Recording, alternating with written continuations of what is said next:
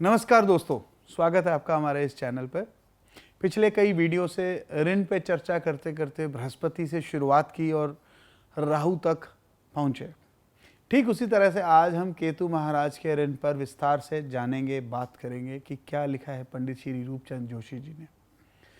लाल किताब 1952 में इस ऋण का कारण क्या था, आज जातक को ये कैसे असर दे रहा हो सकता है और क्या लाल किताब की में जो पंक्तियां लिखी है उनका हम हूबहू उसका विवेचन करेंगे, पढ़ेंगे उनको और जानेंगे उसके उपाय। केतु के ग्रह के ऋण को लाल किताब में दरगाही ऋण के नाम से जाना जाता है, क्योंकि केतु को दरवेश भी कहा गया है और लाल किताब में दरगाही आदमी के बारे में बहुत चीज़ें विस्तार में दी गई है। पिछले योगों की तरह इसमें भी 3 योग लाल किताब के हैं जो लाल किताब में दिए गए हैं, जिसमें से जो इसका पूरा विस्तार जो है वो लाल किताब के page number 127, page number 128, page number 129, page number 138 और पेज नंबर 139 पर इसके योग दिए गए हैं। इसका जो पहला योग है वह है कि जब भाव नंबर यानी कि जो हाउस नंबर है, खाना नंबर 6 में चंद्र या मंगल बैठ जाए तो दरगाही ऋण बनेगा। इसका दूसरा योग है जब केतु हो खाना नंबर 9 में और बुध हो खाना नंबर 6 में तो भी केतु के ऋण का निर्माण होगा। और इसका तीसरा योग है केतु हो खाना नंबर 2 से बाहर और खाना नंबर 6 में चंद्र या मंगल बैठ जाए तो भी केतु महाराज का ऋण बनेगा। इस ऋण की निशानी ये होगी कि जातक ने अपने पिछले जन्म में या उसने या उसके बुजुर्गों ने जानवरों को, खास करके कुत्तों को मरवाया होगा या किसी दरवेश को, यानी कि किसी ईश्वर के बनाए हुए किसी नेक इंसान को, जो एक सच्चा धर्म ईमान पर चलने वाला एक सूफी दरवेश कह सकते हैं, वो होगा, साधु संत होगा, उसकी हमने कुत्ते जैसी हालत की होगी, उसे तंग किया होगा, मारा होगा, पीटा होगा, उससे अन्याय किया होगा, तो केतु का अपना जो कारक है वो दरवेश जो है वो अपना रंग दिखाएगा और इसका बुरा असर आएगा। केतु कैरेक्टर को भी बोलते हैं। इसलिए अगर आप या आपके बुजुर्गों ने पिछले जन्म में किसी तरह की बदचलनी की हो या किसी औरत की इज्जत से खिलवाड़ किया हो, रेप वगैरह जो अत्याचार वगैरह होते हैं वैसे, या कोई घिनौना पाप किया हो, तो भी केतु का ऋण अवश्य बनेगा। आपने कृष्ण लीला में कंस का जो प्रसंग है सुना ही होगा, जिसने बच्चों को पैदा होते ही मार दिया। तो इस तरह के कार्य, इस तरह का कृत्य भी इस ऋण को जन्म देता है। इस ऋण के दायरे में वे सभी लोग आएंगे जो अबॉर्शन करते हैं या करवाते हैं, वो हॉस्पिटल, वो दाई, वह नर्स, वह डॉक्टर, खुद वो मरीज जो अबॉर्शन करवा रहा है, या वो हर वो रिश्तेदार जिसकी मर्जी से वह अबॉर्शन किया जा रहा है, सभी इस ऋण के भागीदार होंगे। यहाँ तक कि वो स्कैन वाला भी जो ये बताएगा कि लड़का है लड़की जिसकी वजह से अबॉर्शन किया गया हो। इसके अलावा जो सरकारी कर्मचारी, सरकारी तंत्र जो है, अगर वह कुत्तों को मरवाने के जो ऑर्डर निकालते हैं या जिसकी शिकायत पे ऐसे ऑर्डर निकलते हैं, ऐसे लोगों को भी ये ऋण लगता है। जो कुछ ऐसे अराजक तत्व जो जहर देकर गोली से या ऐसे निशाने से कुत्तों को मारते हैं, ऐसी क्योंकि न्यूज़ हम लोगों को अक्सर मिलती रहती हैं कि इस मोहल्ले में किसी ने कुत्तों को जहर दे दिया, ऐसा कर दिया, या ऐसी चीज़ें हम लोग न्यूज़पेपर्स में या न्यूज़ चैनल्स पे देखते रहते हैं। तो ऐसे लोग भी इस ऋण के दायरे में आते हैं। ऐसा नहीं है कि केतु से सिर्फ कुत्ता ही है, हालांकि सूअर और गधा भी केतु के ही अंदर आता है। पर यहाँ पंडित जी ने ना ईश्वर की बनाई हर जानदार चीज़ को लिया है जो भगवान का सिमरन करती है, यानी कि जिसमें दरवेशी गुण है। चाहे वो कबूतर ही क्यों ना हो, जो किसी गुरुद्वारा के बाहर या मंदिर के बाहर संकीर्तन सुन रहा है, या किसी मंदिर के सामने या किसी मस्जिद की अजान सुन रहा है, तो वह सभी लोग इस दरवेश की श्रेणी में आते हैं। अगर इन पे जुल्म होगा ना तो ईश्वर की लाठी जो है वह भी साथ ही तैयार हो जाती है ऐसे जातक को दंड देने के लिए। फ़र्क इतना है कि जब वो पड़ती है तो उसकी आवाज़ नहीं आती। केतु के मंदे असर से हम तकरीबन जब भी हमें ये असर इसका दिखता है ना, तो जातक या उसके बच्चे की उम्र 12, 24 या 48 साल के आसपास होती है। पिछले किए हुए पापों का इस जन्म में उसका क्या असर दिखेगा या उसके परिवार पर क्या दिखेगा, वो बात करते हैं। परिवार में किसी सदस्य का या खुद के पाँव जो पैर के नाखून में दर्द हो जाना, किसी तरह से उसका बार बार ऑपरेशन करवाना, उसको चोट लगना, नाखून बढ़ने से भी कभी कभी कई तरह के ऑपरेशन करवाए जाते हैं।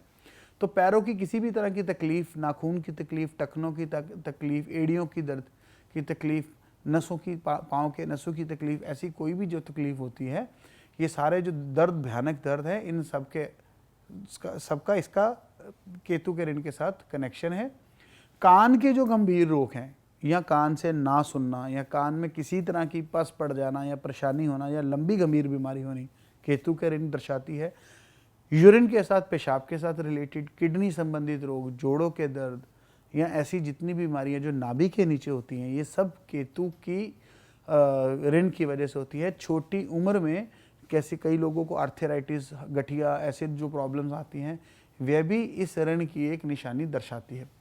परिवार में जो नर औलाद है, मेल चाइल्ड, ना होना या होने में विघ्न आने, या बार बार होते किसी भी वजह से गर्भ छूट जाना, अब बच्चा अपने आप अबॉर्ट हो जाना, गर्भ गिर जाना, या परिवार में किसी भी छोटे बच्चे की आकस्मिक अचानक मौत हो जानी, जो ये सब चीज़ें, या छोटे बच्चे को या छोटी औलाद को गंभीर लाइलाज बीमारी हो जानी, ऐसी जो तकलीफ़ें हैं, जीवन में ना चाहते हुए भी बहुत सी परेशानियां बच्चों को जो झेलनी पड़ती है, ये इस ऋण की वजह से है। और केतु जो है वो यात्रा का कारक भी है, तो कई बार ऐसे जातकों को बार बार ऐसी यात्राएं करनी पड़ती है जिसका कोई लाभ भी नहीं मिलता।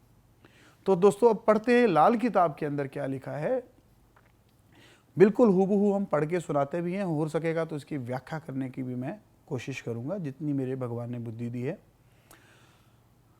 बच्चे खेल रहे थे, इधर उधर भागने लगे, और कुत्तों के बच्चे भी आ शामिल हुए। अचानक कोई मुसाफिर आया, इसका पांव फिसला, कुत्ते के मुंह पर लगा। वह भी अपनी जान बचाने के लिए दूसरे मासूम बच्चे पर झपटा, जो डरकर भागता हुआ सड़क पर मोटर के नीचे आ गया। माता ने जो छोटे बच्चे को 2 मंजिले मकान पर नहला रही थी, वाक्य को देखकर उस बच्चे को वहीं छोड़ नीचे का रुख किया। मर गए हुए बच्चे का भाई तीसरी मंजिल की छत पर धूप सेक रहा था। शोर शराबे से नीचे देखने पर जमीन पर आ गिरा। माता का छोड़ा हुआ बच्चा पानी के बर्तन लेटकर डूब गया। छत से गिरा हुआ लड़का गिरते ही दम बहक हुआ, और गर्दिश गिरी हुई माता मोटर के नीचे आई हुए लाश और छत से गिरकर मरे होनहार को उठाकर पहुंची, तो देखा कि सबसे छोटा भाई तो पानी में ही अपनी नींद से करवट लंबी कर चुका है। माता की टांगें फूल गई।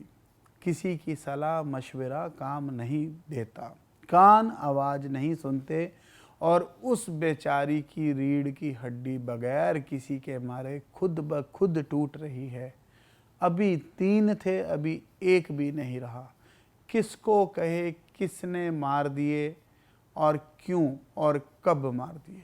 दोस्तों, ये जो हादसा इन पंक्तियों में जो बयान है ना पंडित जी ने किया हुआ, ये एक एग्जाम्पल है। ऐसे अनेक हादसे आपने अक्सर सुने और देखे होंगे, और इसे आगे भी देखेंगे। आगे जो लिखी हुई लाइनें हैं, वो एक ऐसी, ये जो लाइनें अभी हमने पढ़ी है, वो एक ऐसी औरत का वाक़या है जिसके 3 बच्चे कुछ ही समय में मौत के मुंह में समा गए, और उसका जो कारण है वो कोई समझ नहीं पाया।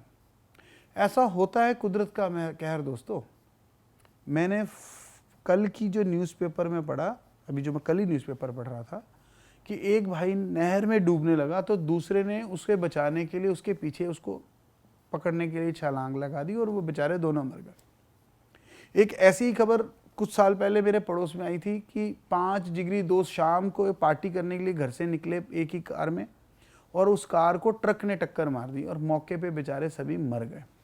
मेरे पूरे पड़ोस में मातम छा गया था।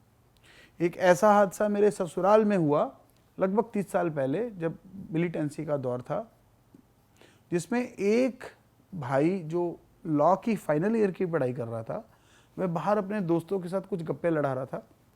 उसका छोटा भाई जो सीए के एग्ज़ाम देने के लिए कमरे में पढ़ रहा था, उसे उसकी माँ ने आवाज़ लगाई कि जाकर अपने भाई को खाने के लिए अंदर बुला लाओ। जैसे ही छोटा भाई बाहर निकला तो कुछ अराजक तत्वों ने पिस्तौल की गोलियां इधर उधर दागनी शुरू कर दी, जिसमें वो दोनों भाई मौके पर मारे गए। पूरे उस परिवार के दोनों होनहार बच्चे, उनके दोनों चिराग ही बुझ गए।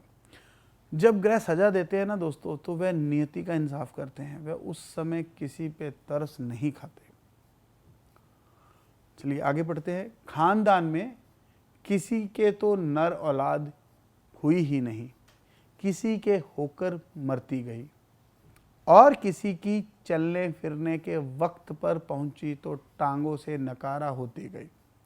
अगर फिर भी किसी ने में जवानी देखी तो कानों से बहरा, पेशाब की बीमारियों से दुखिया, अदरंग, फालिज या मरीज ही होता गया। अगर अपना खानदान बचा तो मामू खानदान की मिट्टी उड़ गई। अगर घर में 2 पैसे जमा किए तो मुसाफिरी में हज़ारों का नुकसान जा देखा। मुसाफिरी यानी सफ़र। अव्वल तो कोई नेक सलाहकार मिलता ही ना था, लेकिन अगर किसी पर एतबार किया तो उसने गुमराह करके कोई ना कोई तूफान ही खड़ा कर दिखाया। मगर उस अचानक धोखे, जंजाल और दुनिया दो रंगी के मंदे नतीजे या हर 2 रंग में मंदगी के ही पहलू की बुनियाद का सुराग ना चला। इसी तरह कुछ और मिसालें दी हैं पंडित श्री रूपचंद जोशी जी ने। जैसे कि औलाद पैदा ही नहीं होती या होकर मर जाती है, या किसी भी तरह की शारीरिक अपंगता का शिकार हो गई, जैसे कि सेरेब्रल पॉलिसी या ऐसी कोई मस्कुलर डिस्ट्रॉफी या पोलियो या कैसा भी कुछ जिससे उसकी शारीरिक अपंगता दिखती हो, जिसकी वजह से जातक खुद या उसकी औलाद चलने फिरने से नकारा हो गई होगी। इसके बाद कुछ बीमारियां ऐसी हैं जो केतु के ऋण की बताई उम्र में हो जाती है, जैसे कि कानों से सुनाई ना देना, पेशाब की बीमारियां, किडनी आदि की बीमारियां, अधरंग आदि। मैंने वीडियो के स्टार्ट में ये सब बताई हैं दोस्तों। अभी यहाँ तक कि परिवार में छोटे मामा की हालत भी बहुत बुरे होंगे, जैसे कि उसकी कोई संतान नहीं होगी, या पत्नी जवानी में मर गई होगी, या डाइवोर्स हो चुका होगा, या वो बच्चे या उस बंदे की मैरिज लाइफ या फाइनेंशियल लाइफ टोटली ख़राब होगी। इसके अलावा जातक को किसी इंसान से बहुत बड़ा धोखा मिला होगा, जिस वजह से ज़िंदगी में उसके बहुत बड़ा भूचाल आ गया होगा।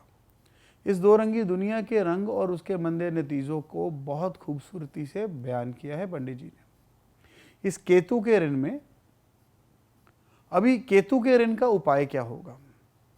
पूरे परिवार में सभी खून के ताल्लुकदार रिश्तेदारों से बराबर बराबर के पैसे इकट्ठे करके 100 कुत्तों को एक ही दिन में स्वादिष्ट पेट भर भोजन खिलाना।